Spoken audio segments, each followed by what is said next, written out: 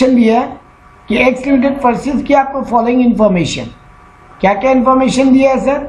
कि input of A purchase intra state supply, intra state में supply, intra state purchase है input का।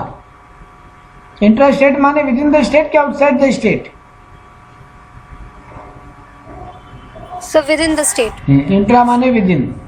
तो सर 50 लाख का with in the excluding GST है, तो 50 लाख पे 12% कैलकुलेट होगा। वैसे बोला इनपुट बी भी एक नाम का परचेज किया है with in the state, inter state मतलब दूसरा स्टेट में, वहां पर भी जीएसटी एक्सक्लूडिंग है, मतलब 40 लाख पर 18% कैलकुलेट होगा। कुछ एक्सपेंसेस इनकर्ड है जिसपे आई जीएसटी है 50,000 का, कुछ सर्विस हायर की है जिसपे 18% जीएसटी है, वो भी इंटर स्टेट है मतलब दूसरे स्टेट से। और कैपिटल गुड्स यानी मशीन भी खरीदे हैं, ये इंक्लूडिंग जीएसटी है 28% का।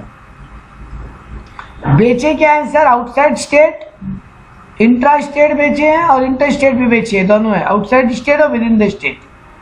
और आपका ओपनिंग बैलेंस जीएसटी का 1,32,000। आपको बोला जीएसटी पेएबल कैलकुलेट करो। मेरा पहले दिमाग में एक बात दिमाग में रख लो, पहला बात हमको ये बताओ कि सबसे पहले बनाएंगे क्या, एग्जाम में प्रेजेंटेशन कैसे करेंगे? पहले एक डब्बा बनाओगे बॉक्स जिसमें आप आउटपुट का डिटेल दिखाओगे, फिर एक इनपुट का डिटेल बताता हुआ बॉक्स बनाओगे, और फाइनली दोनों का एडजस्टमेंट बॉक्स। ठीक है, ये बात क्लियर है? Yes sir. आईटीसी का रूल क्लियर है? पहला रूल, आईजीएसटी खुद से और सी और एस दोनों से हो सकता है, मतलब आईजीएसटी सबसे एडजस्ट हो सकता है, लेकिन सीजीएसटी सिर्फ आई और सी से, और एसजीएसटी सिर्फ आई और एस से। यही मेजर रूल है। और ब्रेन में एक्स्ट्रा बात क्या रखना है सर हमको?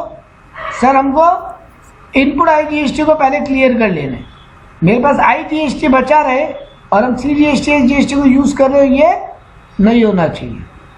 ठीक है? यस। चलो सर बनाते हैं। यस। तो सबसे पहले हम आउटपुट का डिटेल लिखते हैं। मेरा आउटपुट इंट्रा स्टेट यानी with in the state 80 lakh का सेल है, उस पर 18% अलग से जीएसटी है, तो 80 लाख का 18%, 9%, 7 लाख 20,000, 7 लाख 20,000। ठीक है? फिर आ गया 40 लाख का मेरा दूसरे स्टेट से परचेज है 12%, तो 40 लाख का आई जीएसटी 12% सीधा, 40 लाख का 12% 480। तो मेरे पास क्या क्या आउटपुट है, मेरे को क्या क्या जीएसटी जमा करना है? 480, 720, 720। ये मेरा आउटपुट का चार्ट बन गया। अब मेरे को चार्ट बनाना है इनपुट का। तो देखो मेरे पास ओपनिंग बैलेंस है सीजीएसटी का 132। मेरे पास इंट्रा स्टेट परचेज 50 लाख का है, तो हम 50 लाख का 6% सी और एस को अलग कर दिए।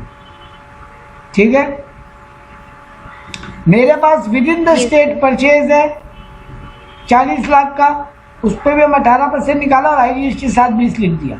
एक्सपेंडिचर पे आईजीएसटी 50,000 था मेरे पास, हम लिख लिया। सर्विस हायर किया हम 20 लाख का, उस पर 18% आईजीएसटी है, क्योंकि सर्विस भी जो हायर किया वो इंटर स्टेट है। ये रहा सर्विस हायर इंटर स्टेट, तो 20 लाख का 18% निकाल के हम आईजीएसटी में लिख लिया। और कैपिटल गुड्स में जीएसटी इंक्लूडेड है, इंक्लूडिंग जीएसटी है, मतलब ये 12,80,000, 128% है, तो 28% कितना होगा? और क्योंकि ये इंटर स्टेट है मतलब ये भी आईजीएसटी है, तो सर फिगर आएगा 2,80,000। निकाल के देख लो, ये आएगा। Yes sir. तो total ITC available in electronic credit ledger. ये इलेक्ट्रॉनिक क्रेडिट लेजर का मतलब क्या होता है कि sir as an input available है, मेरे नाम पे कोई जमा करके गया, तो सर 14,10,000 का मेरे पास आईजीएसटी है, 4,32,000 का, क्योंकि 3 लाख प्लस 1 32, 4,32 का मेरे पास सीजीएसटी है, 3 लाख का एसजीएसटी है। अब हम बनाएंगे चार्ट। सर सबसे पहले आप काम कीजिए, आउटपुट को लिख लीजिए।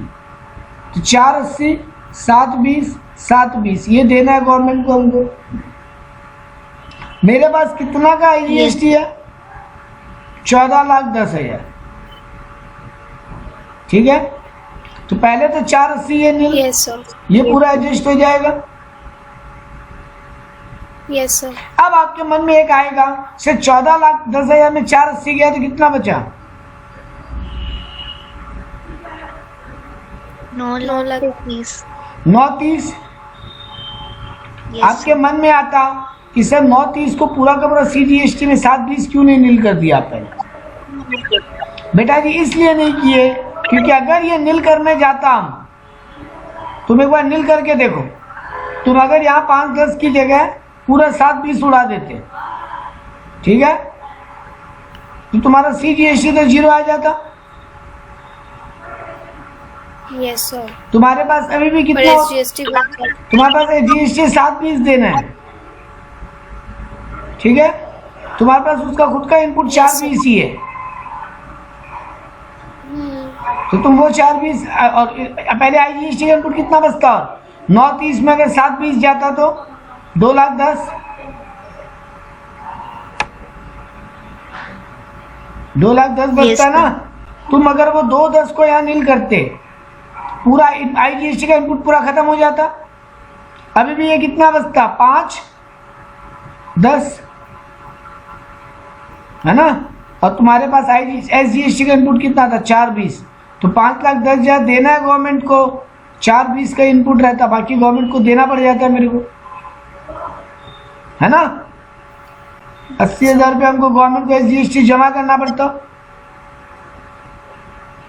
मेरे ये बात समझ में आया? अगर ये करते तो कि पूरा आई को पहले नील कर लेते, Yes, sir. Yes, sir. उसके बाद उनका खुद का इनपुट एडजस्ट करने जाते तो बेटा जी इनकम टैक्स का एक बेसिक फंडामेंटल बात याद रखना, तुम्हारे को टैक्स जितना कम हो सके वो करने का पूरा हक है विद इन द लॉ रहते हुए। तुमको टैक्स कम करने का पूरा हक है विद इन द लॉ रहते हुए। ये कोई पेट्रोटिज्म का बात नहीं है कि ज्यादा से ज्यादा टैक्स देना चाहिए देश इतनी, ठीक है। इनकम टैक्स ये नहीं बोलता, इनकम टैक्स बोलता है बाकायदा, ये बहुत सारा केस में सुप्रीम कोर्ट बोला है ये बात कि एसएससी को पूरा राइट है विद इन द लॉ रहते हुए वो अपना टैक्स कम कर सकते हैं। हाँ, बस इलीगल नहीं हो सकता, विद इन द लॉ रहना चाहिए। टैक्स इवेजन नहीं हो सकता, टैक्स प्लानिंग ठीक है। तो सर यहाँ प्लानिंग कीजिए, आपको पता है ये 4 IGST तो पूरा 480 यूज हो गया, कि 14,10 में 480 गया, 930 बचा, ठीक है। Yes, sir. हम खुद का इनपुट पहले अगर एडजस्ट कर लेते C और S का तो क्या होता? सर मेरे पास CGST का कितना इनपुट है? 132 ओपनिंग 3 ये, इसको लेकिन पूरा एडजस्ट करना इसको। हाँ ठीक है, 132 ओपनिंग पूरा ये, तो कितना हुआ? 132 और 432 हुआ ना, 3 लाख और 132। Yes, sir. हम पूरा 432 को यहाँ एडजस्ट कर लेते तो भी फंस जाते, क्योंकि तब मेरे पास IGST का इनपुट बच जाएगा। बात समझ रहे हो? IGST का इनपुट लास्ट में बचना नहीं चाहिए। ऐसा कभी नहीं हो सकता कि CGST का भी इनपुट बच रहा है और IGST का भी इनपुट बच रहा है, ये नहीं हो सकता। मेरा बात समझ में आया?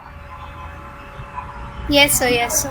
आप देखो, हम आपको 3 सिनारियो दिखा रहा है, आराम से देखो इस सम को। हम पहला सिनारियो दिखाया जहां IGST को पूरा 0 करने गया और बाद में C और S का एडजस्टमेंट करने गया, बट उसमें प्रॉब्लम आ रहा था सर SGST का लायबिलिटी बच जाता जो हमको गवर्नमेंट को देना पड़ता, ठीक है, और IGST का अच्छा खासा इनपुट बच जाता, CGST का अच्छा खासा इनपुट बच जाता। तो ये मेरे लिए गलत होता है एज एन SSC, ये नहीं कर सकते आप।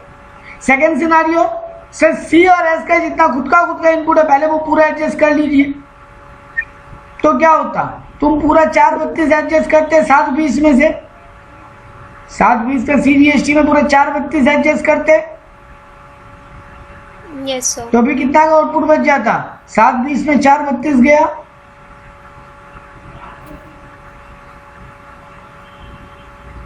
7,20,000 में 4,32,000 गया, 2,88,000 2,88,000 का मेरे को पेएबल बचता।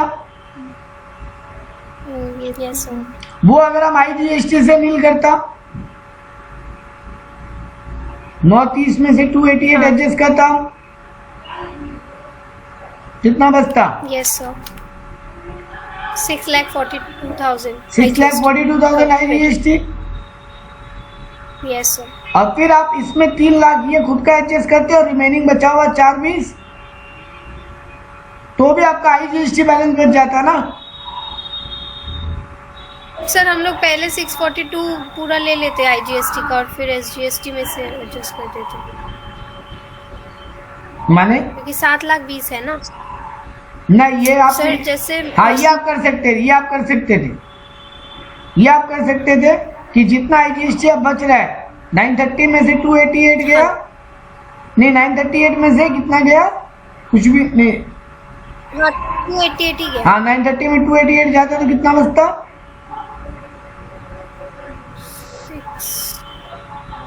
हाँ 6 लाख समथिंग जो भी बचता वो आप SGST करते और SGST का बैलेंस बच जाता। ये आप कर सकते थे। हाँ हाँ, ये आप कर सकते थे। मतलब आपको 2 बातें ब्रेन में रखनी है कि IGST का बैलेंस नहीं बचना चाहिए, वो 0 हो जाना चाहिए। ऐसा Yes, नहीं हो सकता कि IGST का इनपुट बच गया। लेकिन सर ये लोग और ज्यादा अच्छा काम किया। ये लोग क्या किया देखो, पहले ये लोग बहुत सिंपल रखा बात को, जो आप कर रहे हो वो भी कर सकते थे, बट ये लोग क्या किया देखो, 1410 का मेरा IGST है, वो थर्ड सिनारियो दिखा रहा है जो करना चाहिए। हम 480 को पहले आई को तो Yes, पूरा sir. नील कर लिया, मेरा आई तो पूरा हम झमेला खत्म कर लिया। अब हम क्या किया, हमको पता था कि लास्ट में झमेला SGST का बच सकता है, हम पहले SGST का खुद का इनपुट लिख लिया। ठीक है, अभी भी हमको SGST कितना एडजस्ट करना है? Yes sir. अभी भी हमको SGST कितना एडजस्ट करना है? 420। 4,20,000। तो वो 420 हम IGST से कर लिए, और बचा हुआ IGST हाँ जी। हम क्या किया, बचा हुआ IGST हम CGST में डाल, GST और CGST का आप जो डिफरेंस पड़ रहा है वो खुद का इनपुट से एडजस्ट करें, यानी CGST के मेरे 2,22,000 का इनपुट बच गया।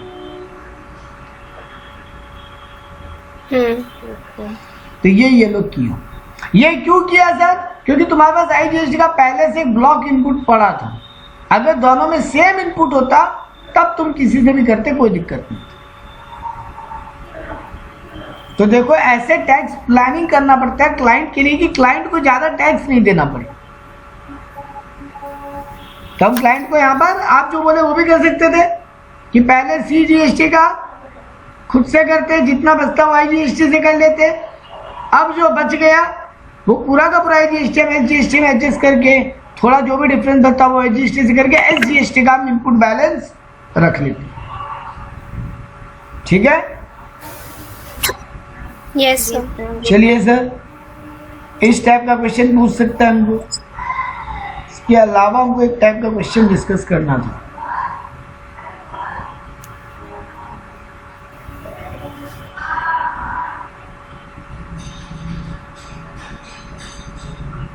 देखो ये एक मस्त क्वेश्चन है, कि स्टडी टाइप का क्वेश्चन है।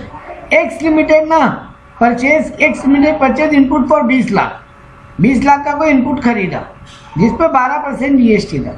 Agreement entered on 7/12/2018। एग्रीमेंट कब हुआ? 7/12/2018 को। गुड डिलीवर्ड कब हुआ? लेकिन देखो 12 जनवरी 2019 विथ इनवॉइस। तो मतलब बिल कब बना? 12 जनवरी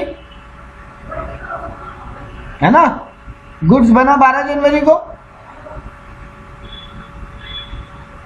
हेलो, ओ सॉरी सर, मैं म्यूट पे थी जब। कोई बात नहीं। हम बोल रहे हैं एक्स लिमिटेड परचेज किया 20 लाख का इनपुट 12% GST में, और ये एग्रीमेंट एंटर हुआ था 7 दिसंबर को, लेकिन गुड डिलीवर्ड हुआ 12 जनवरी को, बिल भी उसी दिन बना, और इसका पेमेंट हम किया है 2 अप्रैल को। ठीक है, supplier paid GST on such invoice on 20/12/2019। 20/12/2019 को सप्लायर हमको जीएसटी, जो जीएसटी हमको पेमेंट की है, मतलब गवर्नमेंट को जमा की है, सॉरी, सप्लायर को मेरा गवर्नमेंट को जमा करेगा ना, हम उसको दे के आएंगे, तो वो गवर्नमेंट को देकर आया 20 दिसंबर 2019 को। क्या हम आईटीसी क्लेम कर सकते हैं, क्वेश्चन यहाँ पे था। आईटीसी का एक रूल पता है, अगर 180 दिन के अंदर अंदर जीएसटी जमा नहीं हो जाता है जो पार्टी मेरे से ली है, ठीक है, तो फिर आपका आईटीसी आपको रिवर्स करना पड़ेगा। तो देखो, फर्स्टली एक्स क्लेम कब कर लिया आईटीसी, एक्स कौन से महीने में आईटीसी क्लेम करेगा, 12 जनवरी का इनवॉइस है, मतलब फरवरी महीने में उसको आईटीसी क्लेम करने मिल जाएगा। फरवरी में जब वो रिटर्न फाइल किया, जनवरी का रिटर्न कब फाइल करेगा बेटा, फरवरी में ना, फेब में। तो फरवरी में जब वो रिटर्न फाइल किया होगा, उसको इतना आईटीसी क्लेम करने का मौका मिला होगा। Yes sir. 20 लाख का 12%, यस। यानी वो जब फरवरी में रिटर्न फाइल किया वो तब आईटीसी क्लेम कर लिया। तो इसका 8 महीना कंप्लीट, 180 दिन कंप्लीट कब होता है वो देखो, एक मिनट, एक गलती मतलब... नहीं, एक गलती हुआ, फरवरी से डेट मत गिनो, सॉरी सॉरी सॉरी, बिल कौन सा डेट से था, 12 जनवरी ना, यस सर। तो 12 जनवरी से गिनो, 12 जनवरी का आपका बिलिंग है, 12 जनवरी से 180 दिन के अंदर अंदर, तो 12 जनवरी से देखो, जनवरी का 19 दिन, 31 का होता है जनवरी, फरवरी का 28 दिन, मार्च का 31, अप्रैल का 30, मई का 31, जून का 31, जुलाई का 11 दिन। सर इसी दिन 180 कंप्लीट हो गया, ठीक है। तब तक जीएसटी जमा हुआ है क्या गवर्नमेंट को, नहीं सर, नहीं जमा हुआ, क्योंकि वो तो सर अगला साल का दिसंबर में जाके जमा हुआ, ठीक बात। तो इसको ये आईटीसी रिवर्स करना पड़ेगा, ये आईटीसी इसको जो क्लेम करके बैठा है रिवर्स करना पड़ेगा जब वो अगस्त का रिटर्न फाइल करेगा, क्योंकि जुलाई तक 180 दिन पूरा हो गया। अगर वो पार्टी जुलाई तक मेरे से लिया हुआ टैक्स गवर्नमेंट को जमा कर देता तो हमको इनपुट क्लेम करने में कोई, हम जो इनपुट क्लेम कर लिए थे उसमें कोई दिक्कत नहीं था, लेकिन क्योंकि वो डेट पार हो गया, तो जब हम जुलाई का रिटर्न हम अगस्त में फाइल करेगा, उस रिटर्न में हमको ये आईटीसी को रिवर्स करना पड़ेगा, रिवर्टेड होना पड़ेगा, मतलब रिवर्स करना पड़ेगा। सर ये तो आपके साथ गलत हो गया, आप तो आज को जीएसटी दे के आ गए थे, वो जमा नहीं किया, गवर्नमेंट बोलता है हम कुछ नहीं कर सकते। हाँ ठीक है, जब वो दिसंबर में रिटर्न फाइल करेगा ना, वहां पे वो आईटीसी जमा किया है सरकार को, ठीक है, तो तुम उस समय जब दिसंबर का, तुम जब जनवरी में रिटर्न फाइल करोगे तब दोबारा क्लेम कर लेना, तुम दोबारा क्लेम कर लेना, लेकिन अभी तो जमा करो। क्या पता तुम्हारा वो पार्टी सर, मतलब वो आईटीसी का वो जीएसटी दिया था उसके जीएसटी पेमेंट पे डिपेंड करता है कि ये क्लेम कर सकता है कि बिल्कुल ऑब्वियस बात है। हम पार्टी को जीएसटी देकर आ गए और वो गवर्नमेंट को कभी जमा नहीं किया, तो गवर्नमेंट हमको किस बात का इनपुट खाने देगा। अब तो बेटा जी नया रूल आ गया है, ये जनवरी 2024 से, सॉरी दिसंबर 2024 से आ गया। क्या है नया रूल पता है, अगर आपका पार्टी जीएसटी जमा नहीं की है तो ये आपके ऊपर है कि उसको रिमाइंडर दो कि वो जीएसटी जमा करे। ओके, ताकि आप आईटीसी क्लेम कर हाँ, तब आप आईटीसी क्लेम कर पाओगे। और अगर उसके आप क्लेम कर लिए तो वापस करो, वापस नहीं किया तो उस पर इंटरेस्ट पेनल्टी लगेगी। तो अब आपको ये भी ट्रैकर रखना पड़ेगा कि आपका कौन सा पार्टी जीएसटी जमा नहीं किया। सर ये पता कैसे चलेगा, वो पोर्टल पे अवेलेबल है वो ऑप्शन, लेकिन आपको पार्टी वाइज एक एक पार्टी को पकड़ पकड़ के देखना पड़ेगा। अब किसी कंपनी का अगर 10,000 पार्टी है तो परेशान हो जाएगी, लेकिन कुछ कर नहीं सकते। ये गवर्नमेंट बोलता है कि हम कहाँ आईटीसी, हम कहाँ टैक्स क्लेम करते फिरेंगे, तुम्हारे ऊपर डाल, ठीक है। तो ये बात है, कई बार स्टडी बेस्ड क्वेश्चन में पूछ लेते हैं, आपको पता होना चाहिए।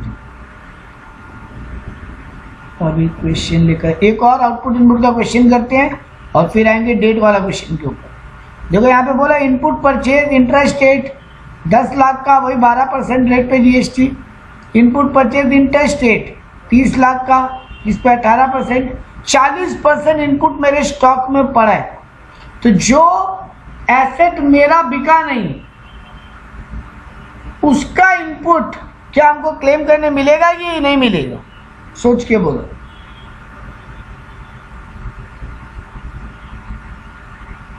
आराम से आंसर करो। जो मेरा आईटीसी हम गुड्स खरीद के लाए कितना, 10 लाख और 30 लाख, 40 लाख का। 40 लाख में से Yes, 40% गुड्स मेरे अभी भी गोडाउन में पड़ा है। हाँ तो 40 लाख का 60% बिका है। Yes sir. वही ये 60% होगा जो आउटपुट सोल्ड है। हाँ यस सर। तो ये 60% तो बिक गया, तो उसका पार्टी से आउटपुट जीएसटी लेके आ गए, तो आप जमा करने जाओगे, वो आप जमा करने जाओगे तो उसका इनपुट Yes. क्लेम करोगे। ये जो गोडाउन में क्लोजिंग स्टॉक बच गया है, क्या उसका इनपुट क्लेम कर सकते हैं कि नहीं कर सकते?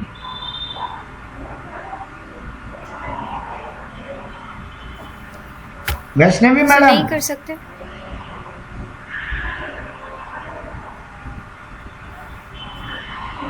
Yes sir. बोलो उसका इनपुट क्लेम कर पाएंगे कि नहीं?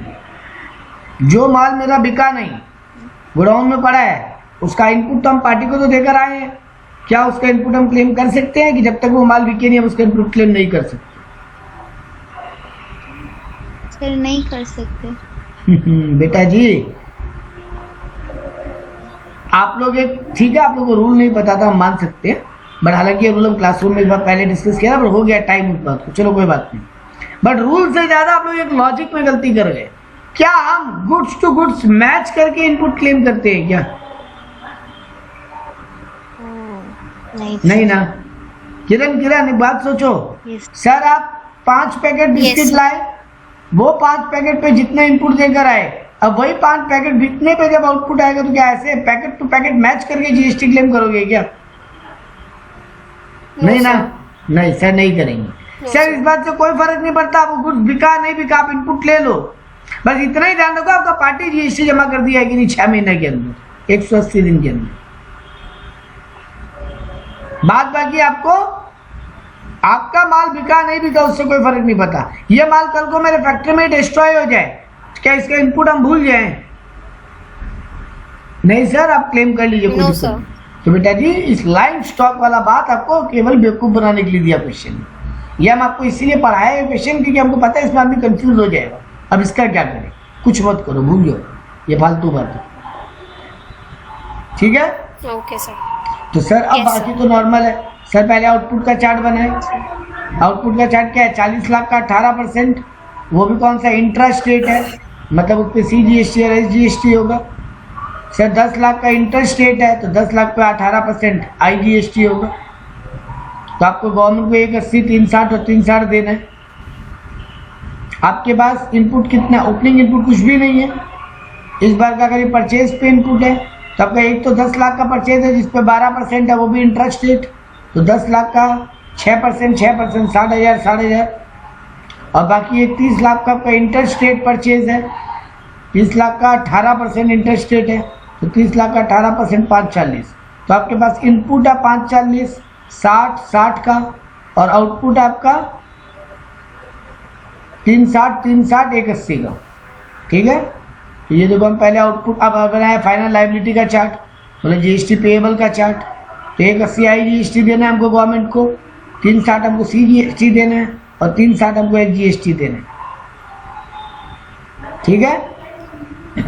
तो पहले तो IGST का मेरे पास अच्छा खासा इनपुट है सर। सर आपका IGST का इनपुट ही अकेला सब कुछ कवर कर ले? नहीं कर पाएगा। 360 प्लस 360 होता है 720, 720 और 180 कितना होता है? 9 लाख।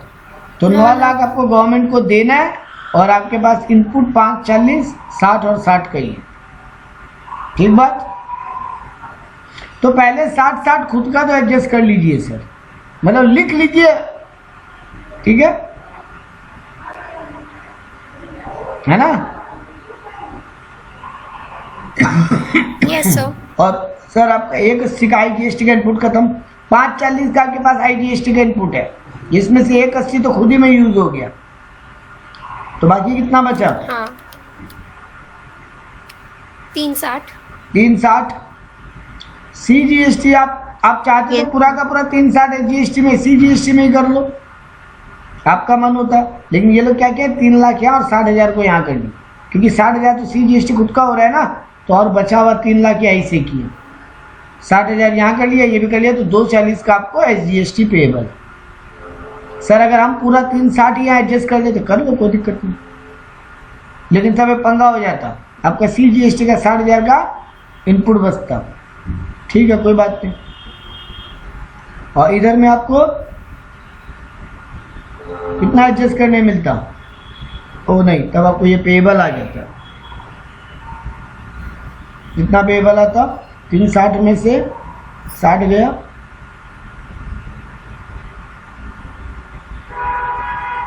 तीन 60 में 60 गया 3 लाख, तो ये तो गलत हो जाता सर।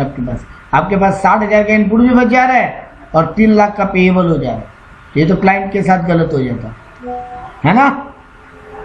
यस सर पहले उसका CGST का वो कर देते ना, जितना खुद से। हाँ, तो यही तो किया है लोग, यही तो किया है लोग, पहले खुद का खुद से एडजस्ट कर लिया, ठीक है ना, 60-60। अभी भी कितना बच गया, 360 CGST देना है, 60 खुद का एडजस्ट हो गया, बचा हुआ 3 लाख ऐसे एडजस्ट हो गया, तो सी तो पूरा नील कर लिया कम से कम। अब 360 ये Yes, था, तो ये खुद का 60 तो एडजस्ट हुआ, बचा हुआ 60 IGST का भी यहाँ यूज हो गया, ये 240 ही पेएबल रहा।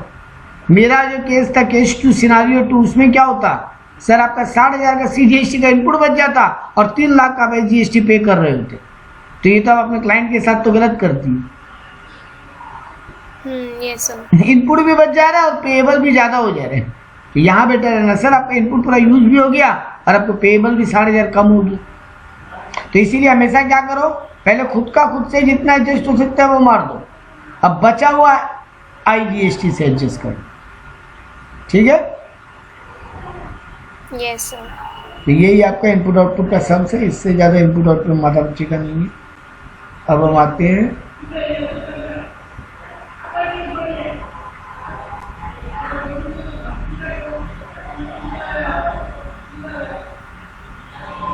डेट वाला सम पे आते हैं। डेट वाला का रूल याद है, ये एक रिकैप कर लेते 2 मिनट का। सर एक रिकैप दे दीजिए। क्या था रूल बताओ।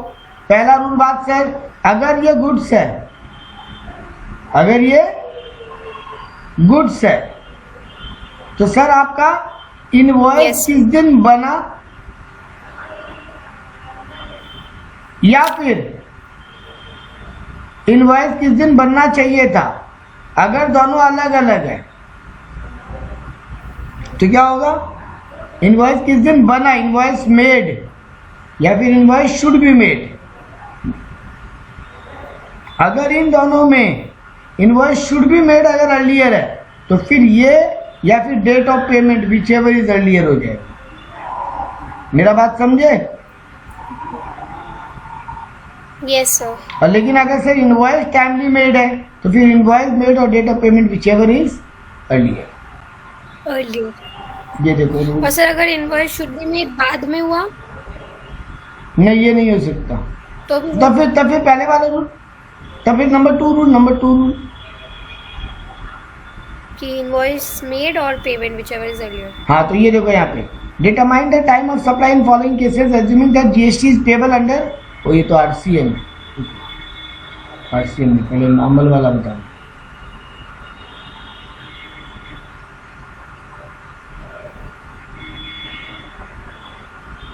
ये क्वेश्चन जैसे देखो, गुड्स का केस है, date of issue of invoice क्या है, 7 जुलाई, ठीक है। Last date of issue invoice क्या था, 7 जुलाई, मतलब दोनों एक ही डेट को है, ठीक है। डेट किस, यस सर। बिल किस दिन बना, 7 जुलाई। बिल किस दिन बन जाना चाहिए था, लास्ट डेट ऑफ इश्यू मतलब किस दिन बिल बन जाना चाहिए था, 7 जुलाई। हाँ, और डेट ऑफ पेमेंट है, yes, sir. Date of payment है 9 सितंबर। यस सर, तो 7 जुलाई आपका पॉइंट ऑफ टैक्सेशन होगा। मतलब जुलाई पॉइंट ऑफ टैक्सेशन मतलब अगस्त का जब रिटर्न फाइल करोगे उसमें ये बिल दिखना चाहिए। जुलाई का रिटर्न अगस्त में फाइल होता है, ठीक है। हाँ यस सर। Yes, sir. चलिए ठीक है, नेक्स्ट पे आ जाइए। एक और केस, सर इशू इनवॉइस हुआ 2 फरवरी को, लेकिन बिल इशू हो जाना चाहिए था 1 जनवरी को ही। तो दोनों में विचेवर इज अर्लियर। अर्लियर। तो सर आपको 1 जनवरी आपका पॉइंट ऑफ टैक्सेशन हो गया। मतलब जनवरी का जब फरवरी में रिटर्न फाइल करोगे तो ये बिल दिखना चाहिए, ठीक है ना। Yes sir. वैसे नेक्स्ट पे आओ, बिल इशू हुआ 4 अप्रैल को, लास्ट डेट बिल। अब देखो आप वाला क्वेश्चन आ गया बेटा, last date of issue of invoice क्या था मेरा 5 मई को। तो बिल मेरा टाइम से पहले इशू हो गया ना। Yes sir. तो सर आपका 4 अप्रैल ही पॉइंट ऑफ टैक्सेशन है, यानी सर डेट ऑफ पेमेंट से आपको कोई मतलब नहीं रखना। गुड्स के केस में, आई रिपीट, गुड्स के केस में डेट ऑफ पेमेंट से कोई मतलब नहीं होता। तो गुड्स के केस में क्या रूल है सर, बिल किस दिन बना और बिल किस दिन बन जाना चाहिए था, whichever is earlier, whichever is earlier. Advance payment of goods पे जीएसटी नहीं लगता, सर्विस में लगता है। एडवांस पेमेंट ऑफ गुड्स में जीएसटी नहीं लगता, सर्विस में लगता है। ओके। तो यहाँ क्या रूल होगा सर, बिल किस दिन बना, बिल किस दिन बन जाना चाहिए था, विचेवर इज अर्लियर। सर ये बिल किस दिन बन जाना चाहिए था का क्या मतलब है बेटा, जिस दिन गुड्स डिलीवर्ड हुआ वही तो बिल बन जाना चाहिए था, लास्ट डेट तो वही होना चाहिए ना। Yes sir. तो बस वही लास्ट डेट ऑफ बिल कौन सा होना चाहिए कि इस दिन बिल बन ही जाना चाहिए सर, वो वही डेट होता है जिस दिन गुड डिलीवर्ड हो गया, वही लास्ट डेट होता है। तो सर आपका लास्ट डेट जिस दिन था या जिस दिन बिल बना, विचेवर इज अर्लियर आपका पॉट होगा, पॉइंट ऑफ टैक्सेशन, ठीक है। Yes sir. और यही बात सर्विस के केस में क्या हो जाएगा सर, जिस दिन बिल इशू हुआ या last date, whichever is earlier. लेकिन अगर बिल बिल अगर बाद में इशू हुआ है तो फिर डेट ऑफ पेमेंट और bill issued should be issued whichever is earlier. देखो करेंगे उसका भी एक सम, एक supplied goods to Y of 6 lakh. जब गुड्स का ही बात हो रही है, एक बार एक और क्वेश्चन गुड्स का ही ले रहे। Agreement is entered on 10 October.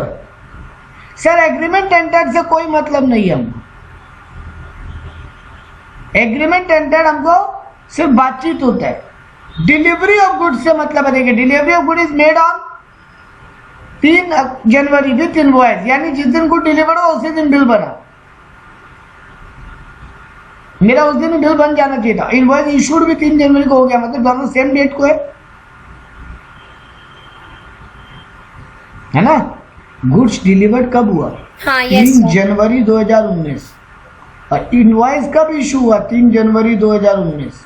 Sir यहाँ पे कोई सवाल ही नहीं बनता, दोनों में एक ही डेट है, इसलिए 3 जनवरी मेरा पॉइंट ऑफ टैक्सेशन होगा। पेमेंट मेड हुआ 6 मार्च को, सर पेमेंट से कोई मतलब नहीं होता गुड्स के केस में, ठीक है ना। तो आपका पॉइंट ऑफ टैक्सेशन क्या होना चाहिए, 3 जनवरी। एक सम वैसा लेते हैं जिसमें आईटीसी का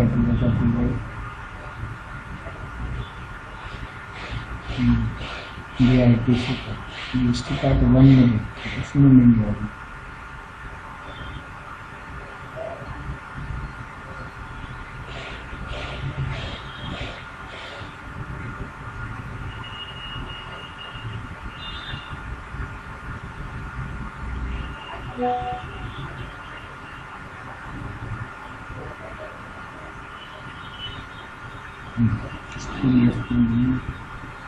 इसमें नहीं तो पूरा आरसीएम का केस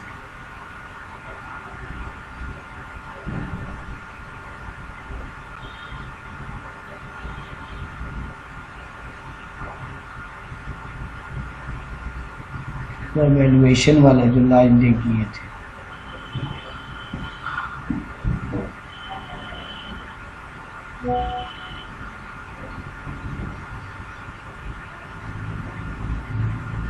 ये क्वेश्चन यहाँ पे बोला find point of taxation in the following cases. पहला एग्जांपल लिया खाली गुड्स का, बोला गुड डिलीवर्ड या सर्विस प्रोवाइडेड ऑन। गुड्स कब डिलीवर्ड हुआ? 10 फरवरी 2019 को, और डेट ऑफ इनवॉइस भी 10 फरवरी है, और डेट ऑफ पेमेंट 15 मार्च है। सर गुड्स के केस में डेट ऑफ पेमेंट का कोई मतलब नहीं होता, नहीं होता है। तो हमको क्या करना है? 10 फरवरी हाँ। 10 फरवरी दोनों सेम डेट है, किस दिन बिल बना और किस दिन बिल बनना हाँ, चाहिए था। तो मेरा point of taxation Yes, sir. Sir 10 February answer हो गया।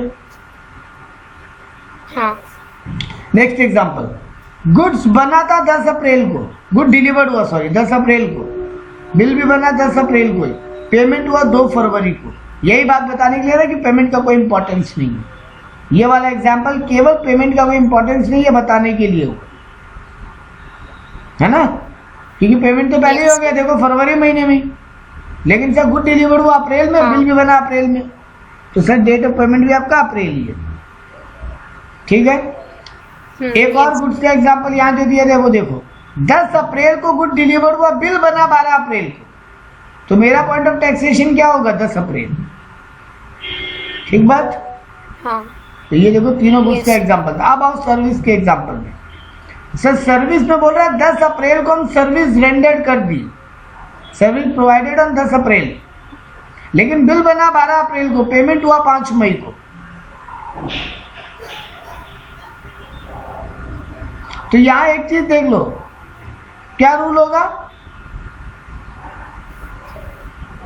सर जिस दिन सर्विस प्रोवाइड हुआ, अगर बिल उस डेट को बन जा रहा है, मेरा बात सुन लेना, जिस दिन सर्विस प्रोवाइड हुआ अगर बिल उस डेट को बन जा रहा है, तो सर्विस प्रोवाइडेड और invoice raise whichever is earlier. लेकिन अगर सर आपका सर्विस प्रोवाइडेड पहले ही हो गया, बिल लेट डेट को बन रहा है, मतलब बिल जब बनना था तब नहीं बना है, तो फिर डेट ऑफ इशू और payment whichever is earlier, sorry हाँ डेट ऑफ इशू और payment whichever is earlier. ठीक है, तो हम क्या बात बोला, अगर बिल टाइमली बना है तो फिर बिल कब बना और बिल कब बनना था, विच एवर इज अर्लियर। ठीक है, लेकिन अगर बिल टाइमली नहीं बना है, बिल लेट बना है, तो फिर बिल जिस दिन बना या payment whichever is earlier. ठीक है, और सर अगर बिल जल्दी बने? हाँ तो बोले तो बिल अगर पहले बन गया है तब तो बिल जिस दिन बनना था और बिल जिस दिन बना which ever is earlier. Okay, तो सर इसमें हम लोग, और अगर बिल लेट बना है तो जिस दिन बना, जिस दिन बिल बना नहीं, जिस दिन बिल जिस दिन पेमेंट इनवॉइस है, हाँ मतलब वही जिस दिन बिल बना और जिस दिन पेमेंट हुआ which ever is earlier. Okay, so sir इसमें मतलब मेरे कन्वीनियंस के मैं ऐसे कर सकती हूँ ना कि पहले मैं देखूंगी कि जिस दिन डिलीवरी हुआ और जिस दिन बिल बना विच एवर इज लेटर, और उसके बाद वो वाला डेट और payment whichever is earlier. नहीं नहीं नहीं नहीं नहीं नहीं, विच एवर इज लेटर आप कैसे ले आए? आप ऐसे याद क्योंकि करो, आपने बोला ना, आप नहीं नहीं बेटा, अगर बिल पहले बन गए तब तो फिर पहले वाले डेट आ जाएगा ना। सुनो मेरा बात दोबारा, अगर बिल टाइमली Yes. बना है, अगर बिल टाइमली बना है तो बिल जब बनना था और बिल जब बना विच एवर इज अर्लियर। ठीक है, अगर बिल टाइमली बना है मतलब टाइम से पहले बना है अगर, तो फिर बिल जब बनना था या बिल जब बना विच एवर इज अर्लियर। लेकिन अगर बिल बनने में लेट हुआ है तो फिर बिल जिस दिन बना या पेमेंट जिस दिन हुआ वो अर्लियर। सर वही ना, तो मतलब अगर बिल जल्दी बन गया है तो जिस दिन बनना था वो वाला डेट लेंगे पेमेंट के साथ कंपेयर करने के लिए, फाइनल डेट नहीं, पेमेंट के साथ पेमेंट के साथ कंपेयर सेकंड सिचुएशन में करेंगे, पहला वाला सिचुएशन में तो पेमेंट के साथ कंपेयर ही नहीं करेंगे ना। ओके, अगर बिल टाइम से पहले बन गया है, बिल बन गया है मेरा फरवरी महीने में, लेकिन हम सर्विस दिया आपको अप्रैल में, तो विच एवर इज अर्लियर में तो फरवरी हो ही गया ना, फिर पेमेंट क्यों दे रहे हैं? Okay okay. इसीलिए हम दो सिचुएशन बना रहे हैं पूरा का पूरा। बिल कब बनना था, अगर बिल उससे पहले बन गया या उस डेट को बन गया है तो फिर उन दोनों में विच एवर इज अर्लियर। लेकिन बिल अगर लेट बना है तो फिर बिल जब बना या payment whichever is earlier. देखो जैसे यहाँ पे एग्जाम्पल देखो, जैसे देखो यहाँ पे एग्जाम्पल, क्या बोल रहे हो सर? अगर सेम डेट है बनने का और कब बनना था तब तो फिर वही डेट तो वही रहेगी, डेट लेंगे। तब तो पहला वाला रूल एप्लीकेबल हो गया ना, विच एवर इज अर्लियर, तो दोनों ही तो अर्लियर हो गया। हाँ हाँ ठीक है सर।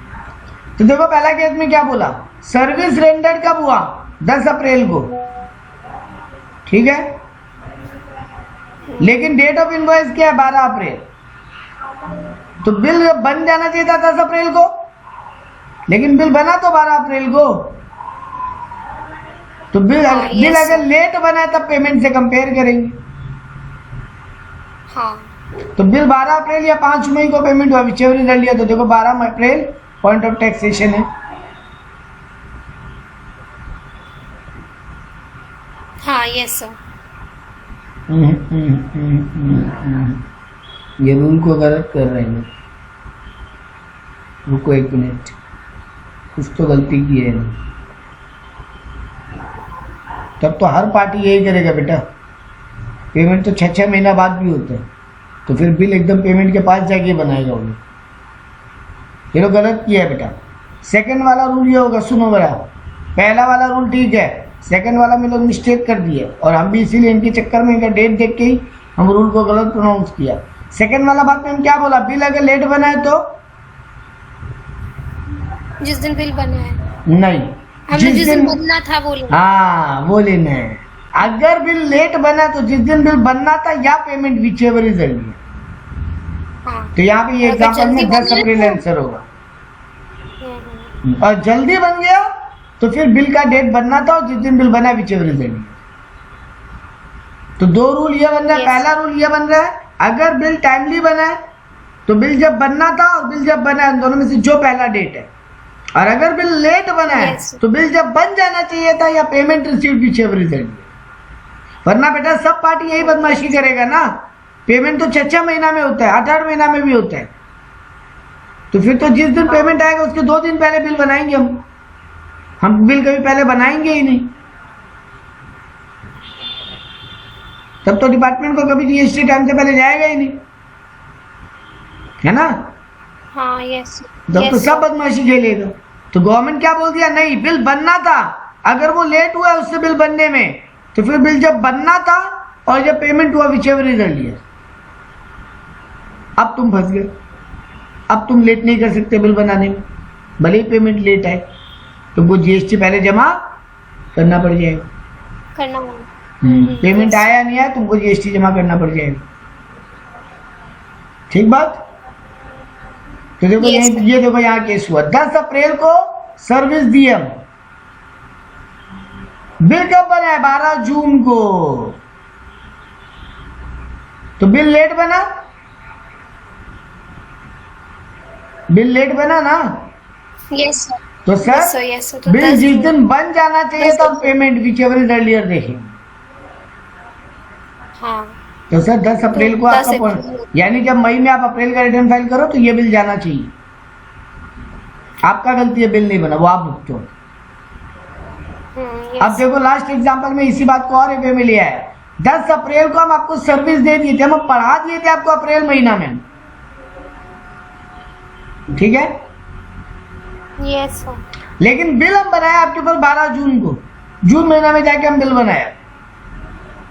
तब फिर हम क्या करेंगे, जिस दिन बिल बनना था और पेमेंट को कंपेयर करेंगे, और पेमेंट हमसे और एडवांस में ले लिया था आपसे, तो मेरा point of tax date of payment 5 मार्च हो जाएगा। विच एवर इज अर्लियर ना, बिल किस दिन बनना था और payment whichever is earlier. तो गवर्नमेंट बोल रहा है लेट बिल बनाने का तुम और भुगतो, तुम्हारा अप्रैल के हिसाब से जीएसटी एप्लीकेबल हो जाएगा। तो यही गवर्नमेंट बुद्धिमानी वाला काम किया, ताकि कोई पार्टी बिल बनाने में लेट करे ही नहीं। जब सर्विस प्रोवाइडेड उसी टाइम बिल बना दे भैया, हाँ। वरना एडवांस पेमेंट पे जीएसटी लगने लग जाएगा। देखो यहाँ पे हम लेट हुआ, हम बदमाशी किया, हम आपको पढ़ाया 10 अप्रैल को, लेकिन हम बिल बनाया जून महीना में जाके, ताकि हमको जुलाई में जीएसटी जमा करना पड़े। हम ये चालूगिरी करेगा कि वो भी समझो, ताकि हमको जुलाई में जाके जीएसटी जमा करना पड़े। Yes sir. तो हम बुद्धिमानी वाला काम किया कि चलो भैया मेरा अप्रैल महीना में भले ही पढ़ाना हो गया, बिल जून में बनाते हैं। तो गवर्नमेंट बोला रुको तुम चालू, तो तुमसे डेट चालू, तुम पैसा, अब यहाँ पर तुम्हारे पास बिल बनने का डेट से हमको कोई मतलब नहीं है। तो जिस दिन बिल बनना था या जिस दिन पेमेंट मिला विचेवर अर्लियर कर देंगे हम तुम्हारे लिए। तब हम बोलेंगे ना रे बाबा 10 अप्रैल को ही बिल बना लो, ताकि कम से कम ये पेमेंट वाला डेट वाला कैलकुलेशन ही नहीं घुसे मेरे बिल में। एडवांस पेमेंट में कोई जीएसटी नहीं देना चाहिए। तो हम क्या करेंगे, यस सर। हम 10 अप्रैल के पहले या 10 अप्रैल को एटलीस्ट बिल बना लेंगे, ताकि मेरे ऊपर वो डेट ऑफ पेमेंट वाला कैलकुलेशन लगे ही नहीं और हमको एडवांस में जीएसटी जमा करना ही नहीं पड़े। तो इसीलिए हम पहले वाला रूल, देखो हम रूल गलत बोला, बट मेरे दिमाग में खटकने लग गया कि यार करप्शन कहाँ आ जाएगा इसमें। तो तुरंत हम अपने आप को करेक्ट किया, नहीं हम रूल गलत बोल गया। वो रूल ब्रेन में इसीलिए आता है क्योंकि हम लोग जैसे कोई बात बोलते हैं हम लोग उसको देखने लगते हैं कि कोई इसका लूप होल तो बना के फायदा तो नहीं उठाएगा ना। तो तुरंत गवर्नमेंट ऐसा जगह छोड़ता नहीं है जहां आप लूप होल का फायदा उठा सकते, ठीक है ना। तो इसीलिए गवर्नमेंट बोला बिल, अगर बिल लेट बना तो बिल जब बनना था या पेमेंट विचेवर अर्लियर में जीएसटी जमा करो।